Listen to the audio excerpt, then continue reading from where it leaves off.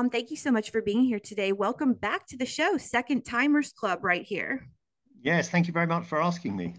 Well, one would think that growing up royal would be a dream, but it is certainly not without its challenges. So, how is being a royal child not maybe as glamorous or covetable as it may seem? I think the biggest problem, if you grow up in the royal family, is that the way children are raised is very, very similar. It's hardly changed in 600 years. Hmm. So you've got children, I mean, from the time they're born, the day-to-day care is farmed out to other people. So it's very difficult for you to make, if you're a royal child, very difficult for you to make a real emotional bond with your parents, because the tradition is that children were brought to see their parents for half an hour in the morning and perhaps half an hour in the evening, and they Hmm. were always dressed very formally for the meeting, and that's all they saw of their parents, of the king and the queen, if they were your parents. And it even happened with the younger princes and princesses. When they married, their children would be looked after by paid staff. And the problem with paid staff is that you might get someone and the child would bond with that person for a year or two, but then that person would leave and there'd be another paid nanny to look after the child. So I mean, the famous example of this is when Elizabeth II was coming back from a 3 month tour overseas. She got off the Royal train in London, and I think he was about 5 at the time, Prince Charles, her son, was brought to the station to meet her. And when she got off the train, in full view of all the cameras, she shook Charles's hand. She didn't give him a hug or Wow. anything. And I Hmm. think the reason the royals have always done this is that they've got this obsession with the idea that children must grow up really quickly. They've got to be tough. I'm talking really about princes now rather than princesses. They've got to be really tough.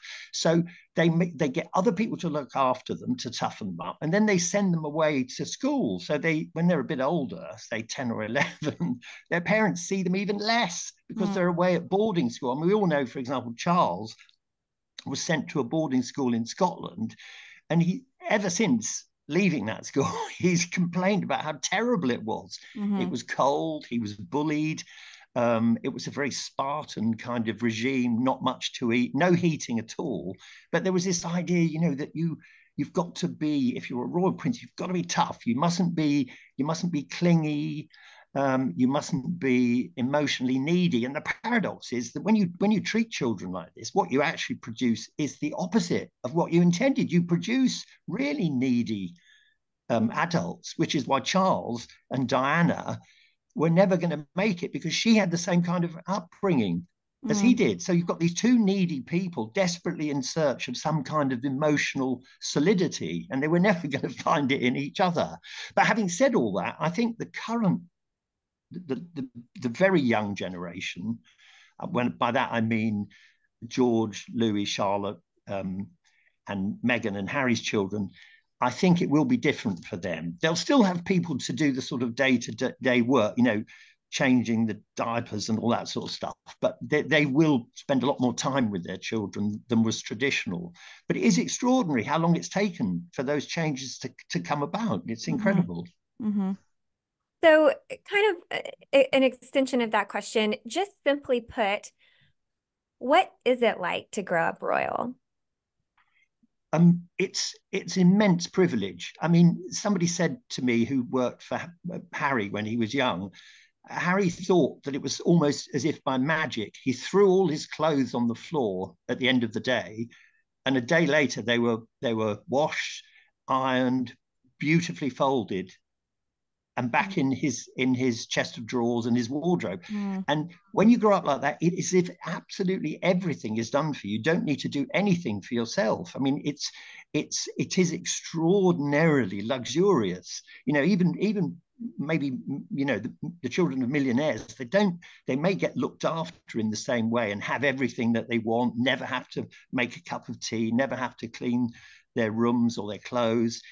But the royals also get this deference. All the people who work for them, there's a kind of deference which actually makes, I think it makes royal princes and princesses feel very, very special, which is good in one way, but also bad in another way, because I think they become prima donnas, they become very entitled, and they have tantrums when they're adults, when things are not done for them.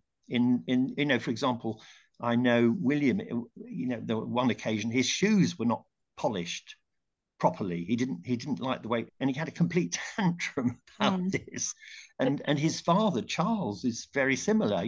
So I think it is the most luxurious, the most wonderfully deferential life. And of course you're going from Buckingham Palace, this huge mansion, or from Kensington Palace, very similar. You're spending the summer at Balmoral, another palace with servants, or you're going to Sandringham in Norfolk.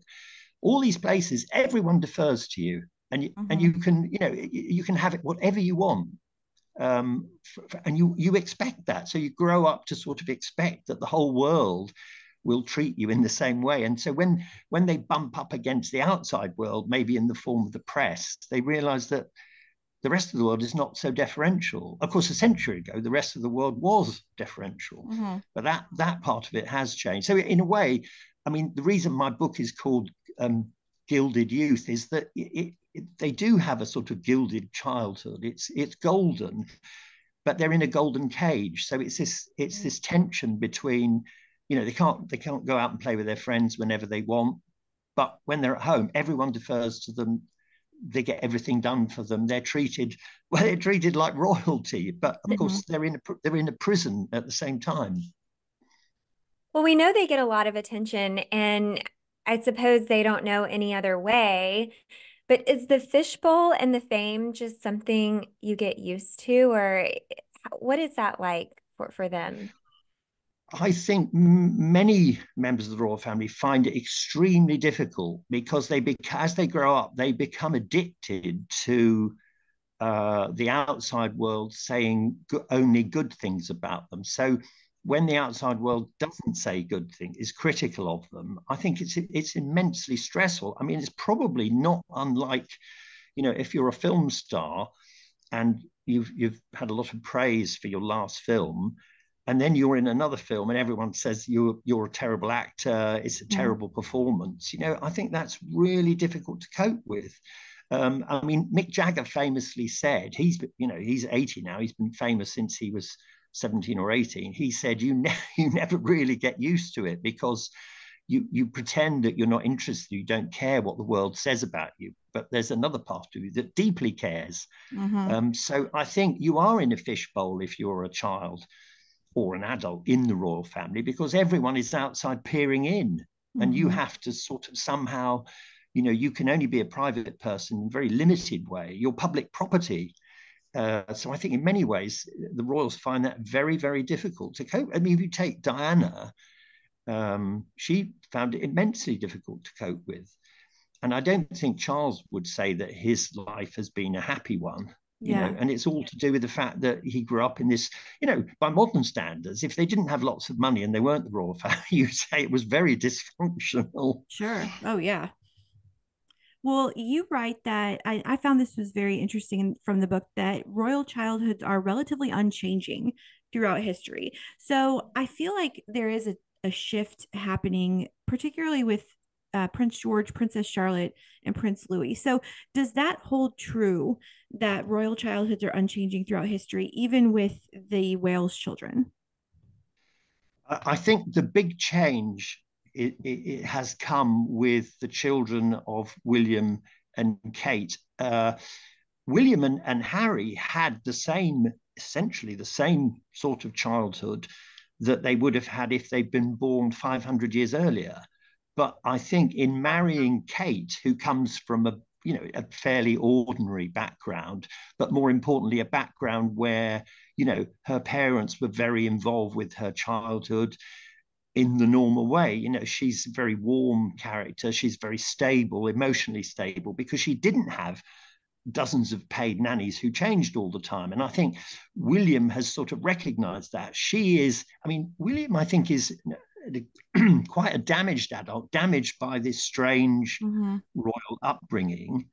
And of course, also the fact that his mother died when he was 15 in horrible circumstances. But I think he's drawn to Kate because she represents the solidity, the warmth that he didn't have as a royal child growing up. And I think he's determined, and Kate certainly is, from people I've spoken to who know her, she's determined that her children will get the warmth, the emotional bonding that royal children traditionally don't get. And it's one of those instances where having someone coming in from the outside will genuinely change things. I mean, if William had married a princess from another country, it would have carried on in the same way. So I think this is the generation when things will change, and they'll change for the better. I think the big worry for Kate and William is that not so much for George, who will become the heir to the throne, but as in every generation, what do the others do? If you're Charlotte and you're Louis, you can't go and work. You can't go get a job in, I don't know, as an accountant or a journalist or something. You just can't do it. So you have to find meaning in what you can do and not obsess about the fact that you're not number one, which is Harry's problem. This book is compelling for so many reasons, definitely about being a royal child, but I found the parts about being a royal parent equally as interesting. So why is the royal family, at least save for this current generation, I don't think anybody would say this about, for example, William and Kate, but why is the royal family so synonymous with dysfunctional parenting? Because I truly do think of the royal family as having quite a few dysfunctional parents. Oh, there's no question. The royal family is absolutely stuffed with dysfunctional parents. I mean, if you take the 18th century as the start, the three Georges, George the First, the Second, and Third, apart from the fact that they didn't see much of their children, they positively hated their sons. I mean, really hated. Queen Caroline said about her son, let's hope he dies before we do. I mean, she really, really hated him. So then you've got Queen Victoria, who couldn't bear to be in the same room as her son and heir, later Edward VII. She hated him because he was a bit of a womanizer. He was lazy. He wasn't academic. So she absolutely loathed him. And then coming into the 20th century, it just carries on. I mean, the Queen, the late Queen Elizabeth II, her father, George VI, once said about his father, George V, the man was an absolute monster. And so I think the problem is, even if you've grown up with the consciousness that your parents were terrible and were very harsh to you and very distant, even if you somehow struggle not to be very similar. I mean, it's one of those cliches of psychology. We take, for example, children who girls especially who are abused. When they become adults, they're often attracted to and develop relationships with abusers. The very thing you would think would not happen. And it's because we're always drawn to things we know. If we grow up with this strange kind of parenting, we turn into our parents because that's the example that we had when we were children. It's, Philip Larkin, the poet, said once, said, man hands on misery to man. And I think that happens a lot in the royal family. But again, I think we do have to make a distinction because William is probably one of the most intelligent of all the royals, certainly the royal heirs to the throne. And I think he is making big efforts to break the vicious cycle, as it were, of being a bad parent. Yeah. Well, I'm going to take a little bit of a pivot here. So I wonder how many of our listeners actually know this little piece, but Princess Elizabeth and Princess Margaret's governess, Crawfie, betrayed them and wrote a book about the inner workings of the royal family. The royal family has been nervous since then that nannies might do a Crawfie. So how do they safeguard their hires to make sure that won't happen again? Well, when they hire nannies now, the first thing they do, which wasn't done in Crawfie's time, they make them sign what is effectively a confidentiality agreement. So there are legal consequences if they talk to the press or they write a book about their lives with the royal children. But I think also something that makes a bigger difference, because of course, even if you've signed a confidentiality agreement, you can still talk to a journalist off the record and not be identified. So that does change things, but it doesn't change things perhaps as much as the royal family would like. What's really made a difference is that nannies are much better treated than they were in the past. I mean, if you take Marion Crawford Crawfey, who looked after Princess Margaret and Princess Elizabeth, before she got into trouble for writing her book, she had gone to Queen Mary, the girl's grandmother, and said, look, I need to leave because I want to get married. And Queen Mary said, what do you mean you want to get married?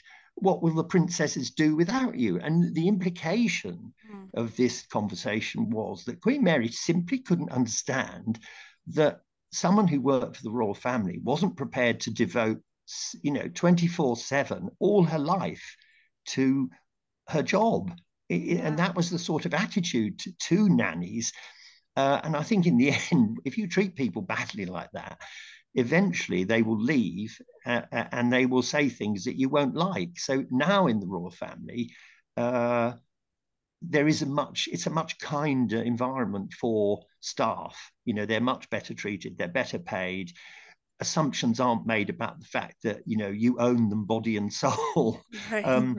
To go back to, I mean, one of the interesting things I think about Crawfey's book is that she was under the impression that she'd been given permission by the Queen Mother to write about the princesses. So there was a bit of a failure of communication. I think she thought she'd had a green light to do it. But in fact, when the book appeared, there was too much in it for the royal family to accept. And so poor Crawford was shunned for the rest of her life. I mean, myself, I think it was a bit harsh because anyone who's read Crawford's book, it's just full of praise for the princesses. It doesn't really say anything about them that anyone needed to be upset about.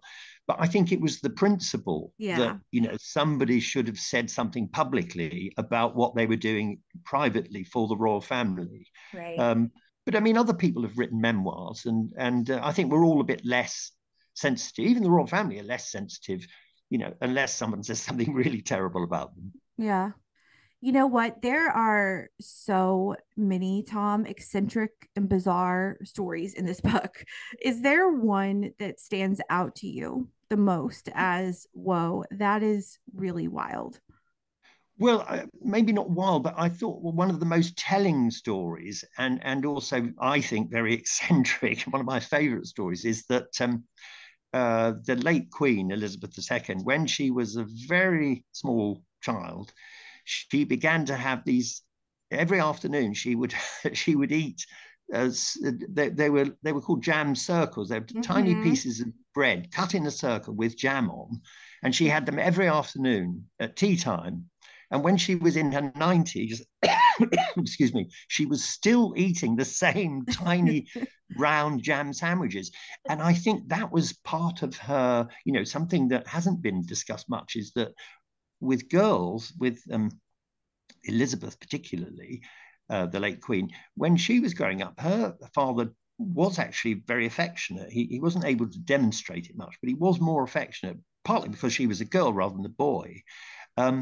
But the strange childhood produced in Elizabeth what I suppose we'd call now a sort of OCD thing going on, where she had to put her shoes every night. They had to be in precisely the same place, and she had to eat these little sandwiches that I've mentioned.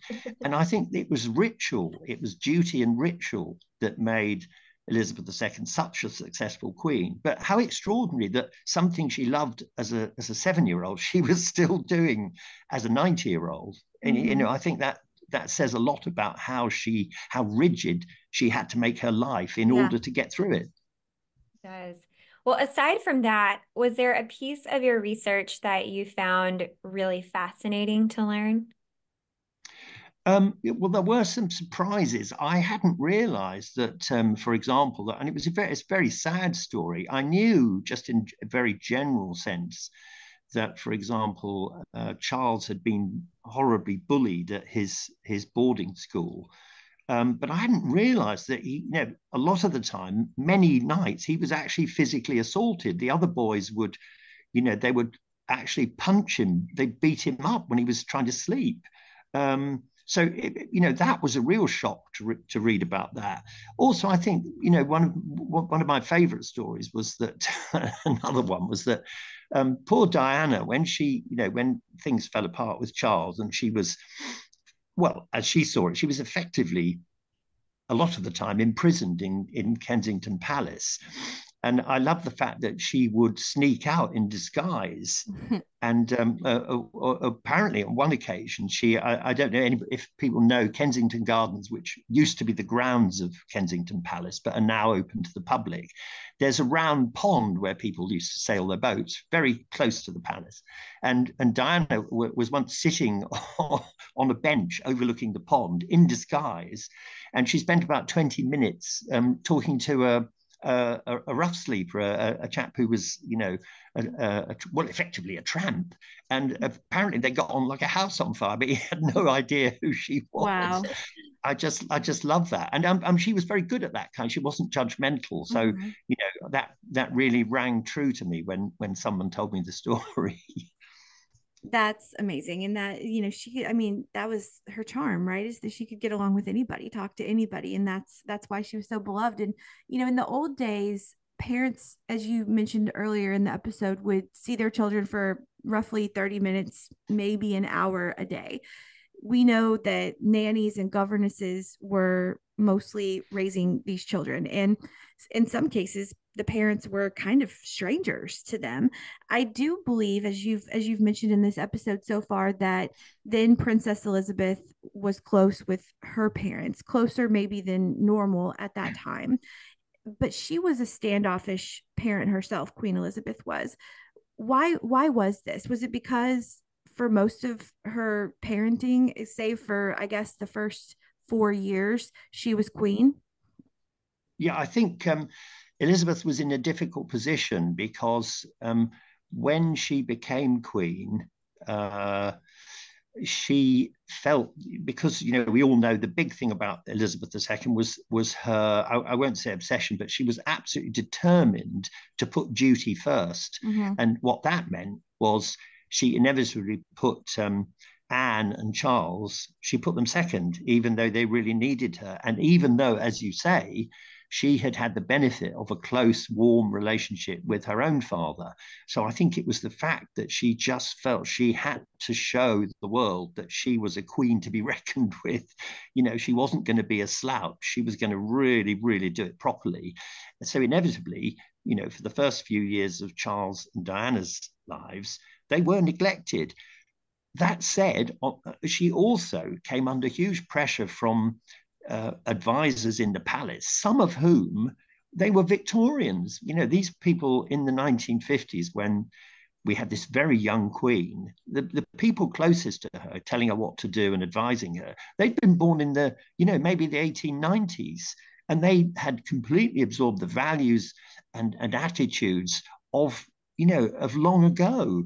And so they encouraged her and said, look, its duty is, what you must do. You mustn't worry about the children because we've got other people to look after them, which fitted in with the tradition that Elizabeth knew about anyway. So everything, in a sense, conspired to make Elizabeth not, and one hates to criticize her, but she wasn't an ideal parent to those first two children, Anne and Charles. And actually, we know that because 10 years later, roughly, when she'd settled into the job, as it were, and Andrew and Edward came along, she spent much more time with them.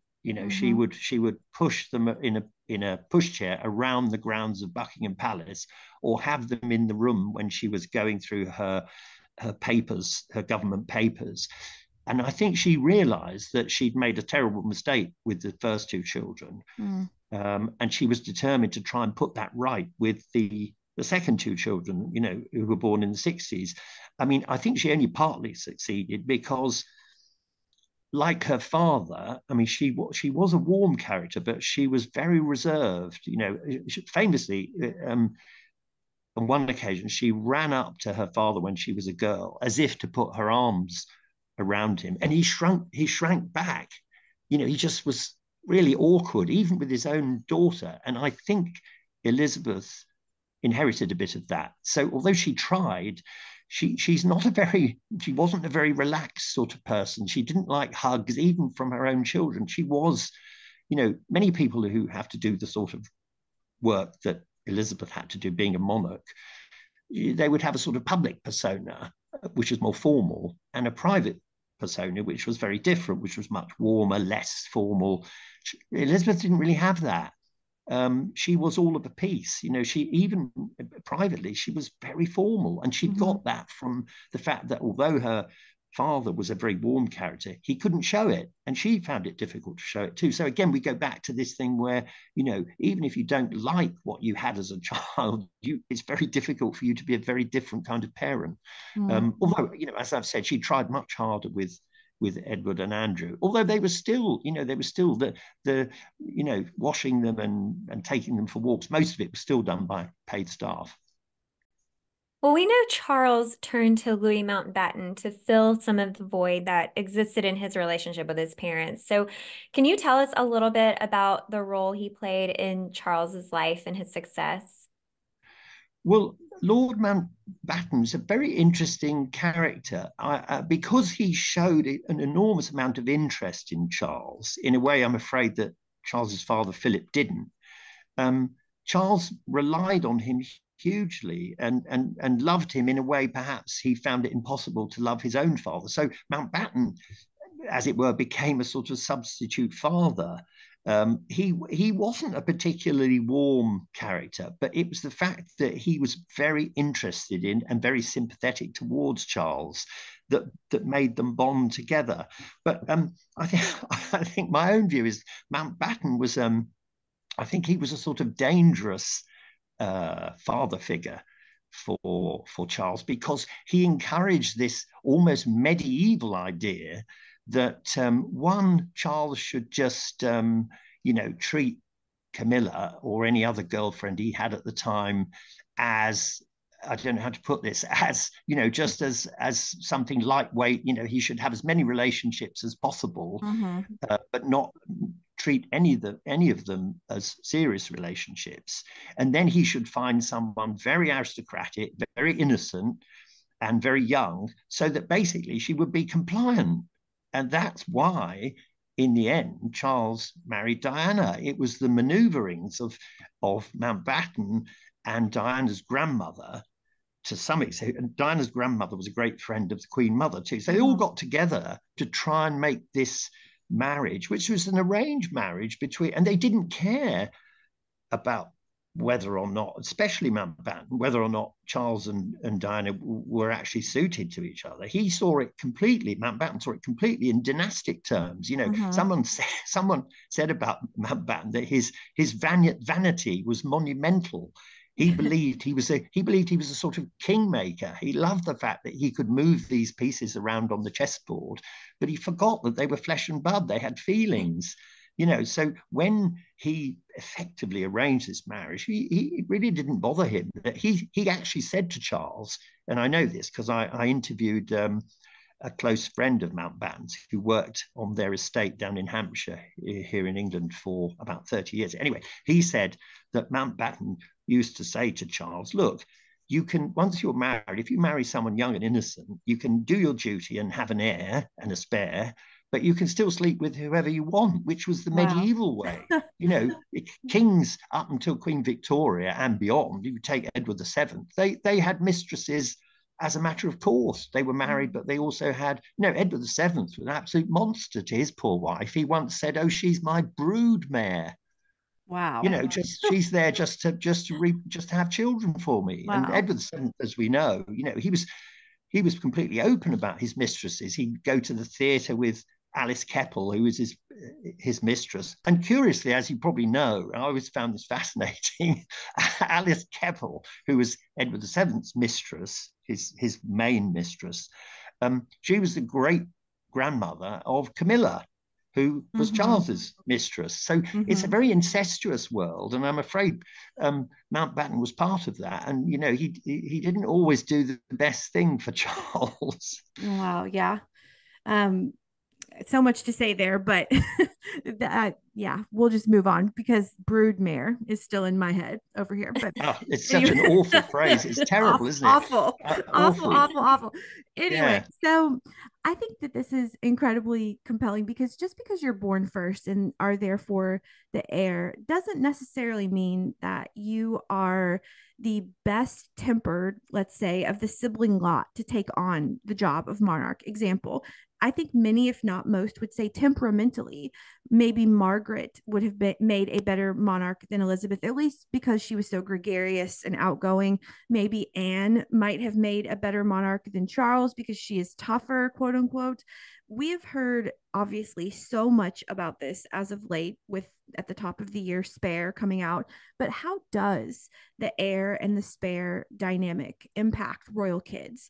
And do you think it is lessening now with, let's say, George and Charlotte and Louis? The heir and the spare problem, which goes back generations, I don't think anyone's really managed to find a way to make it work so that people aren't upset, people aren't hurt. I mean, you mentioned Princess Margaret, always believed that deep down that she would have made a better monarch than her sister, exactly as you say, for the simple reason that she was really good at talking to people. She was very lively, she was vivacious.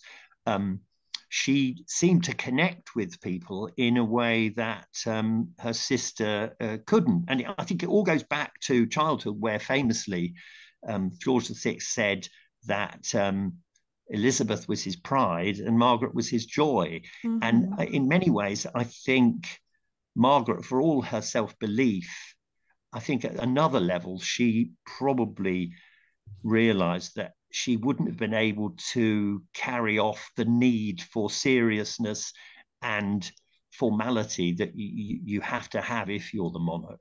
I mean, I think she was working on two levels. At one level, she thought, I'm confident, I'm outgoing, I'm fun. That would make me a great monarch. But there was another bit of her, I think, thinking, well, would it really, would I have got into trouble? Would I have brought criticism to the monarchy, which in fact she did, but it did, I think, to a large extent, it did destroy her life being a spare, because she never found a role. She always felt, somebody said, oh, Margaret's problem is whenever she goes to to a charitable dinner or to open something, she always had the feeling that she was second best, that the organizers would have preferred to have her sister because she was queen. So I think in addition to that sense that she was second best and was always only asked if they couldn't get the queen, her sister, in addition to that was this sense that she felt she was very artistic and talented, but that being a member of the royal family meant that she could never develop that. She couldn't go on the stage, she couldn't be a singer. And so I think perhaps more than any other spare, Margaret really suffered, and so she drank and smoked herself to an early grave. I think we are seeing that repeated, not in such stark terms, but there are elements of similarity when we look at William and Harry. There's this tension. I think Harry cannot help resenting always being, it's slightly in second place. And you can imagine how frustrating it is in any other field. If you work really hard and you're really talented, it wouldn't matter whether you were the third child or the fifth child or the first child. You could get to the top of whatever you'd chosen to do. You can't do that in the royal family. Right. However talented you are always the spare. So it's, and so you've got this sense that you're trapped, but also you've grown up being told you're marvelous, everyone deferring to you. And yet you can't choose to do what you want to do in the world. I think it's a nightmare. It's a total nightmare. Worse for Harry, I think he was brought up to think, well, whatever you want to do, get someone else to do it, because that's how he grew up. And so, he could have done a rough draft of his book, but he didn't. He got a ghost to write it. He could have, he basically doesn't even have a stab at things. He's a very passive character who waits for, someone said he's like a weather vane. The wind blows one way and he turns, then the wind blows the other way and he turns in that direction. And it's partly growing up in the royal family where everything's done for you, and partly like Margaret, feeling trapped, feeling I'm talented, but I can't take this talent and do something with it. I'm always just going to be number two because I was born at the wrong time. It was a bit of a nightmare. Absolutely. Well, with Charles and Diana, you write that two weak characters don't add up to a strong character. They'd often use William and Harry as pawns in their battle. We know Diana's own parents were divorced, as were Fergie's. So can you tell us a little bit about how this affected the boys and their own parenting styles today? I think it's certainly true that as William and Harry reached sort of, their early teen years, they were fully aware of how bad their parents' marriage was, because, as you say, you've got these two weak people looking for a strong person and not finding it in each other, and inevitably the relationship breaks down. And because Diana especially felt isolated in Kensington Palace, because the restrictions on her were greater than the restrictions on Charles, because she was a woman. It's very unfair. I think I'm not sure she used the two boys as, I don't think she used them as pawns in it, as it were, a game of chess against her husband, not deliberately anyway, but she relied on, especially William, she relied on him in a way that really she should have relied on, well, her husband or, her partner. But she couldn't do that. And she couldn't easily find someone else who was suitable, because the whole tangle of the breaking down of the relationship, the fact that you had to keep up appearances. And so William became, to some extent, a sort of substitute. I know he said once to her, Mummy, can you stop talking about Daddy to me? Because she constantly talked to him and complained about Charles. And so I think that was damaging. But because William met Kate, he went to university, through ability, unlike, his father, who got into Cambridge just because he was the heir to the throne. I think William has really, and I said earlier, William is genuinely perhaps more intelligent than previous heirs to the throne. So I think he remembers this, he remembers all this dysfunction and doesn't want to repeat it. And I think he's got the strength of character to avoid repeating it. So this will be the generation where a great deal of the dysfunction happily comes to an end. I'm just sitting here thinking about how early years work is the work of Kate's life, right? The shaping us in the first 5 years, and how I wish for everyone's sake that the royal family had known how important those first 5 years are. Well, absolutely. Yes. Yeah. And how much we've grown. And just, it's so interesting reading your book in particular, and then juxtaposing that with Kate's work, and just how much we've grown as an institution. I say we, like I'm a part of it, but the royal family has grown in even, the past, 75 years since Charles was born. So Tom, as ever, this is a delight. This is our last question for you. We could probably talk to you all day, but so much in this book, listeners, about being a royal child, royal parenting. But I want to close with a question about parenting. What are some added pressures as a parent that would not exist? Because I'm not a parent yet, but parenting is hard no matter if you're royal or not. But what are some added pressures as a parent that would not exist if they were not royal? I think the main pressure, if you're a royal parent, is that you can't do anything without other people interfering. So people forget that, although Charles and William as parents appear to us on the outside to be able to make the decisions about how they parent, there is, and this was especially true for Charles, there's the old guard, the advisors, the courtiers at the palace who resist change. And for all the fact that, Charles was always going to be king, it doesn't mean he can resist the pressure of the old guard, because courtiers are very powerful. They're persuasive. I mean, they are a difficult force to resist. But of course, the advisors and the courtiers that surrounded Charles have changed.